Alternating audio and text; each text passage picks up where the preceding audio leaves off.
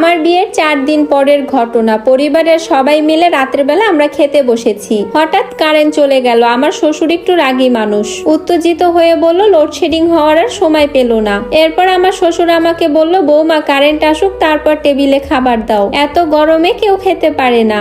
আমিও বললাম ঠিক আছে বাবা। এরপর সবাই একে অপরের সাথে কথা বলছে। আমার খুব ইচ্ছা করছে বারান্দায় দাঁড়িয়ে আমার স্বামীর সাথে গল্প করতে, তাই অন্ধকারে পা বাড়িয়ে বরের পায়ে চিমটি কেটে আমি বারান্দার দিকে চলে গেলাম। আমি ভেবেছি আমার স্বামী বারান্দায় আসবে আর এসে আমাকে পিছন থেকে জড়িয়ে ধরবে, কিন্তু মোবাইলের টর্চ লাইট জ্বালিয়ে বারান্দায় এসে যেন আমার মাথা ঘুরে গেল। দেখতে পাচ্ছি আমার স্বামী বারান্দায় দাঁড়িয়ে দক্ষিণা বাতাস খাচ্ছে, আর আমি ভাবতে লাগলাম তাহলে আমি তখন কার পায়ে চিমটি কাটলাম। এগুলো ভাবতে ভাবতে শরীরের লোম দাঁড়িয়ে গেল। ভাবতে লাগলাম বারান্দায় দাঁড়ানো কি সত্যি আমার স্বামী নাকি ভূত। এরপর আমি চিৎকার দিয়ে বেহুশ হয়ে ফ্লোরে পড়ে গেলাম। আমার যখন জ্ঞান ফিরল তখন আমি নিজেকে দেখতে পাচ্ছি আমার বেডরুমে। চোখ খুলে তাকিয়ে দেখি আমার রুম ভর্তি সবাই বসে আছে। সবাই মিলে আমাকে এক এক রকমের প্রশ্ন করতে লাগলো। এই যেমন কি ভূত দেখেছি, কয়টা ভূত দেখেছি, কালো নাকি লম্বা, সত্যি কি ভূত ছিল। অদ্ভুত অদ্ভুত প্রশ্নের সম্মুখীন হতে হলো আমাকে, কিন্তু আমি কোনটার উত্তর দিব ভেবে পাচ্ছি না। এরপর আমার স্বামীকে ইশারা দিয়ে আমার কাছে ওর কানটা আনতে বললাম। আমি আমার স্বামীকে জিজ্ঞাসা করলাম আমাকে বিছানায় কে নিয়ে এসেছে। আমার স্বামী বলল আমি নিয়ে এসেছি, কিন্তু তুমি আমাকে দেখে এভাবে চিৎকার দিলে কেন। আমি বুঝতে পারলাম আমার স্বামী অন্ধকারে খাবার টেবিল থেকে উঠে গিয়ে বারান্দায় দাঁড়িয়ে বাতাস খাচ্ছিল, কিন্তু আমি চিমটি কাটলাম কাকে। এমন সময় আমার শ্বশুর বলল, এই বাসাটা আমার কাছে তেমন একটা সুবিধার মনে হচ্ছে না, বৌমা ভূত দেখে ভয় পেয়েছে, আমারও মনে হয় এই বাসায় ভূত আছে। শ্বশুর বলল কারেন্ট চলে যাওয়ার পর অন্ধকারে আমার পায়ের উপরে দুটো চিমটি কাটা হয়েছে। এই বাসার কারোর এত সাহস নেই যে আমার পায়ের উপরে চিমটি কাটবে, এটা ভূতেরই কাজ। শ্বশুরের এমন কথা শুনে আমি থ হয়ে গেলাম। আমি বুঝতে পারলাম তাহলে আমি আমার শ্বশুরের পায়ে চিমটি কেটেছি, কিন্তু আরেকটা চিমটি কে কাটলো, আমি তো একটা চিমটি কেটেছিলাম। এরপর আমার স্বামী বলল, আব্বু এ বিষয়ে আমি তোমার সাথে সকালে কথা বলবো।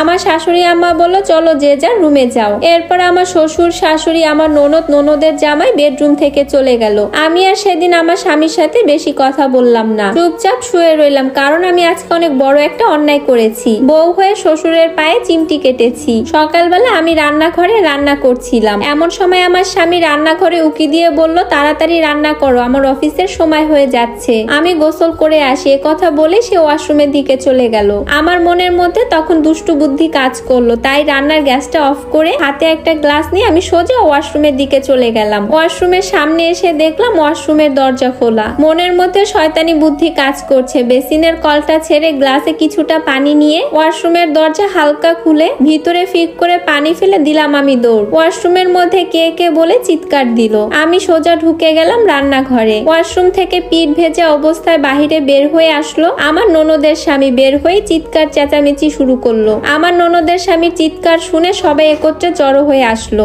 আমিও দৌড়ে আসলাম ওয়াশরুমের সামনে। এসে আমার চোখ তো কপালে উঠে গেল। আমার ননদের স্বামী পিঠের ভেজা অংশ সবাইকে দেখিয়ে বলল, আমি মাত্রই ওয়াশরুমে গিয়েছি, পেছন থেকে কে যেন আমাকে পানি মেরেছে, দেখুন সবাই আমি সম্পূর্ণ ভিজে গেছি। আমি মনে মনে বললাম আর ভাবলাম এটা কি হলো। ভেবেছিলাম ওয়াশরুমে আমার স্বামী ঢুকেছে, কিন্তু আমার ননদের স্বামী ঢুকলো কখন, কিন্তু আমার স্বামী বাহিরে কেন। তখন আমার ননদ বলে উঠলো, আব্বু সত্যি এই বাড়িতে কোনো ভূত আছে। আমি রুমের মধ্যে ছিলাম, ভাবিও রান্নাঘরে, তুমি আর মাও তো তোমাদের রুমে, আর ভাইয়া ছিল ড্রয়িং রুমে, তাহলে ওর গায়ে পানিটা মারলো কে। আমার শ্বশুর বলল তোমরা যে যার মতন রুমে যাও, আমি আজই কবিরাজের কাছে যাব। এ বাসায় কি সমস্যা আছে সেটা আমাকে বের করতেই হবে। আমার ননদের স্বামী বলল আমার মাথায় ধরছে না, এগুলো কি হচ্ছে। আমি তো ঠিকই বুঝতে পারছি সবকিছু আমার কারণেই হয়েছে, কিন্তু সবার সামনে মুখ খুললে তো আমার কপালে দুঃখ আছে, তাই চুপচাপ রান্নাঘরের দিকে চলে গেলাম। আমার শ্বশুর বাসা থেকে বের হলো কবিরাজের কাছে যাবে বলে, সিঁড়ির রেলিং ধরে নামছে। নিচের মোড়টা ঘুরতেই মাগো বলে চিৎকার দিয়ে উঠলো। হাতটা সামনে ধরতেই দেখলো হাতটা কেটে গেছে, রক্তও পড়ছে। আমার শ্বশুর কাটা ছেঁড়া রক্ত এসব খুব ভয় পায়। তাড়াতাড়ি নিচের দিকে না গিয়ে আবার বাসায় চলে আসলো।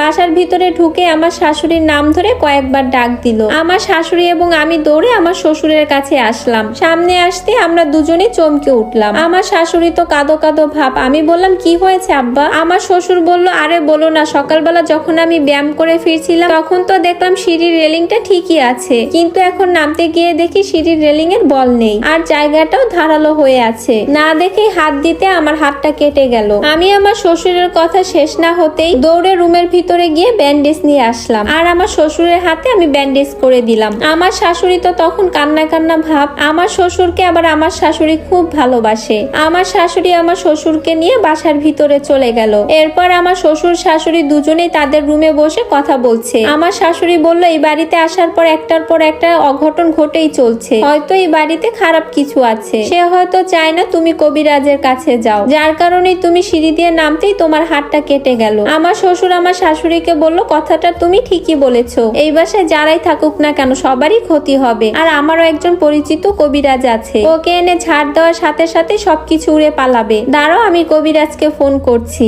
এ কথা বলে আমার শ্বশুর তার পকেট থেকে ফোনটা বের করে কবিরাজকে ফোন করলো। ঘন্টা খানিকের মধ্যে কবিরাজ আমাদের বাসায় এসে হাজির। কবিরাজের পোশাক দেখে মনে হলো লোকটার মধ্যে ভেজাল আছে। আমি আমার বেডরুমের পর্দা সরিয়ে আমি লোকটাকে দেখছি যে লোকটি কি করছে। বাসার চতুর্পাশে তাকিয়ে চোখ বন্ধ করে এমন একটা ভাব নিল, মনে হচ্ছে ওই কবিরাজ উনি যেন সবকিছুই দেখতে পাচ্ছে।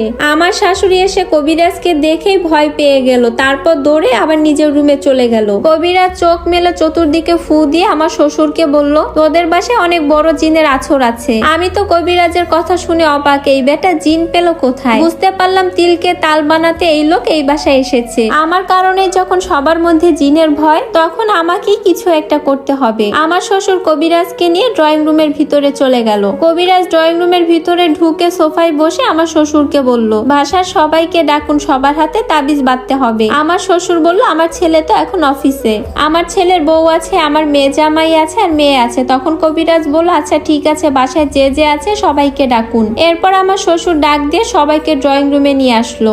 এক এক করে সবাই আমরা ড্রয়িং রুমে আসলাম। আমি হাতে এক প্লেট মুড়ি নিয়ে ড্রয়িং রুমে প্রবেশ করলাম। সবাই অবাক হলো আমার হাতে মুড়ির প্লেট দেখে। আমার শ্বশুর তখন আমাকে বলল, বৌমা তুমি মুড়ি নিয়ে আসলে কেন? উনি অনেক বড় তান্ত্রিক, তাকে দামি বিস্কিট দাও, চা দাও, কেক দাও। তখন আমি বললাম, আমার বাবার বাড়িতে যদি কোনো তান্ত্রিক আসতো তাদের আমি মুড়ি খেতে দিতাম। আর কবিরাজকে বললাম, সাধু বাবা আপনি এই মুড়িগুলো খান। কবিরাজ তখন বলল, আমি খালি মুড়ি খাই না।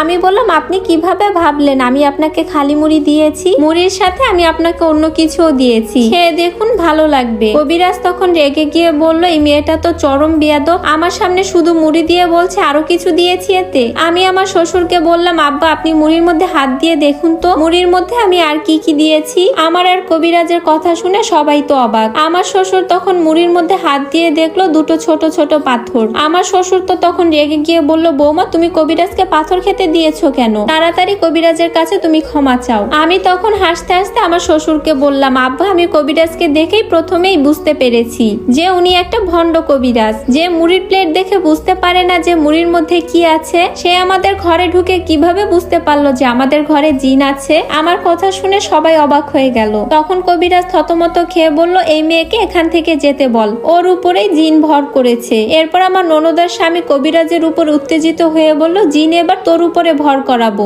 আমার ননদের স্বামী আরো বলল, ওই দিন খাবার টেবিলে রাতের বেলা কারেন্ট চলে যাওয়ার পর আপনার মেয়ে চিমটি কেটেছিল আপনার পায়ে, ও ভেবেছিল ওইটা হয়তো আমার পা। ননদের জামাইয়ের মুখে এসব কথা শুনে আমিও তখন আমার সত্যি কথাটা বলে দিলাম। আমি বললাম যে ওই দিন আমিও আপনার পায়ে চিমটি কেটেছি বাবা। আর আমার ননদের স্বামীকে বললাম, ওই দিন ওয়াশরুমের মধ্যে আমি তোমার ভাইয়াকে ভেবে আমি তোমাকে পানি দিয়ে ফেলেছি। আমার শ্বশুর একথা শুনে তখন আমাদেরকে বলল, তোমরা একথা আমাদেরকে আগে বলনি কেন? আগে এই ভণ্ড কবিরাজকে বাসা থেকে বের করুন। একথা বলে ধাক্কা দিয়ে কবিরাজকে রুম থেকে বের করে দিল। এরপর আমি সবার কাছে ক্ষমা চাইলাম। এই হাস্যকর বিষয়টা নিয়ে সবাই আমরা হা হা করে হেসে দিলাম।